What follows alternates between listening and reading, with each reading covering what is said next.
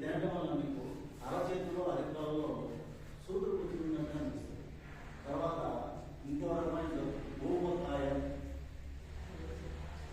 వాముగా అయిపోతుంటారు ఈ తిన్నవాళ్ళు. ఇలా మీరు దానికి ఎడిక్ట్ అయ్యి ఈ ఫుడ్ తినడం వల్ల మీకు ఏమవుతుందంటే కొన్నాటికి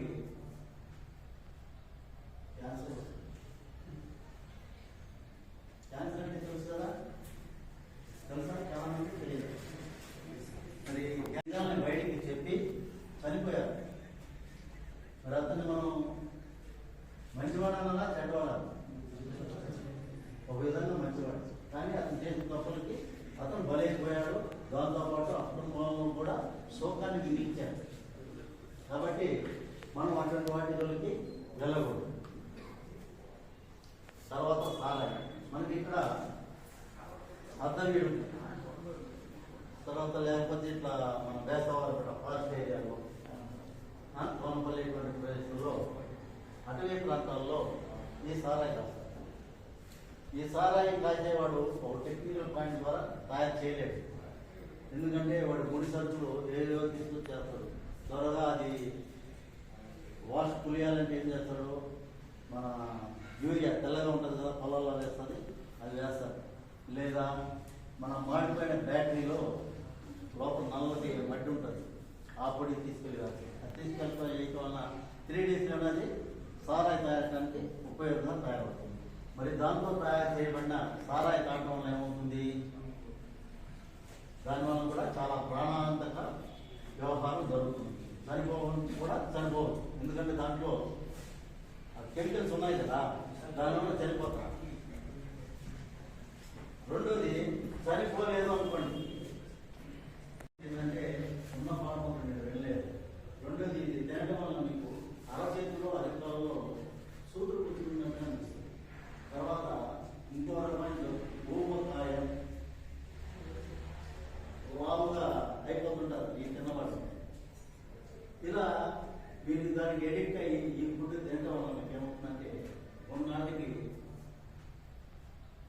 క్యాన్సర్ వస్తుంది. క్యాన్సర్ అంటే తెలుసు కదా, తెలుసా? చాలా మంది తెలియదు.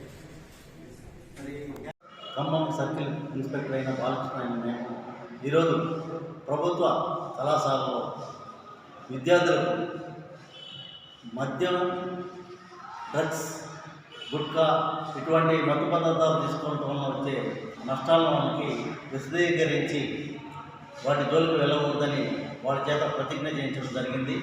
మా అడిషనల్ ఎస్పీ గారి ఆదేశాల మేరకు మేము ప్రతి గ్రామంలోనే ఉన్న విలేజ్ పీపుల్కి కానీ, అలాగే ఈ కాలేజు తర్వాత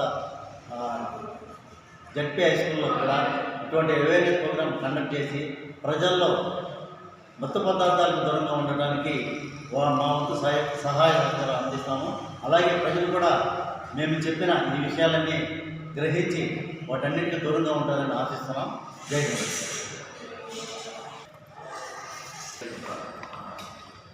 ఈరోజు ఖమ్మం, బేస్తవారిపేట, అద్దవీడు మండలాలకు సంబంధించినటువంటి ఎక్సైజ్ డిపార్ట్మెంట్ సిఐ క్యాడర్ కలిగినటువంటి ఎం బాలకృష్ణ గారు ఖమ్మం ప్రభుత్వ జూనియర్ కళాశాల విద్యార్థులను ఉద్దేశించి మత్తు పదార్థాలు, వాటి దుష్పరిణామాల గురించి చాలా చక్కగా వివరించడం జరిగింది.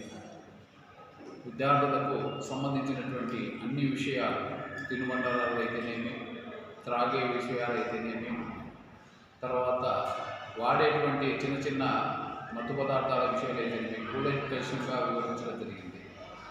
దీనికి సంబంధించి విద్యార్థులు చాలా సంతోషాన్ని వ్యక్తపరిచారు.